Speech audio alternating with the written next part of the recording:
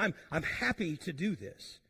This is a mindset that began actually back in chapter 24 when he stood before Felix the governor. He said the same thing in chapter 24, verse 10. He says this, I cheerfully answer for myself.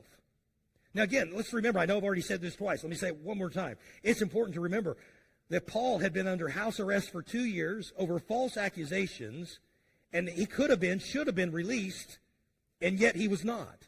And now he's being questioned again and again by these leaders who are holding him. I don't know about you, I'm not feeling real cheerful after 2 years of being detained when I'm brought before a leader again. It's going to be really hard for me to bite my tongue and to be gracious, let alone be cheerful about it. But Paul does. He remains cheerful. He remains cheerful mainly because I believe this. I'm going to try to argue this with you and try to get you to understand where I'm coming from. I think it's because he possessed, first of all, a clear conscience about everything that he was doing. In other words, Paul lived a life above reproach. He preached the gospel clearly. He lived his life for Christ and Christ alone. He had no ulterior motives. He had no desire to gain from the gospel personally. And here's what I'm trying to get at. When you live your life above reproach, it's a lot easier to give an account of your actions cheerfully. Now let's marinate on that just for a second.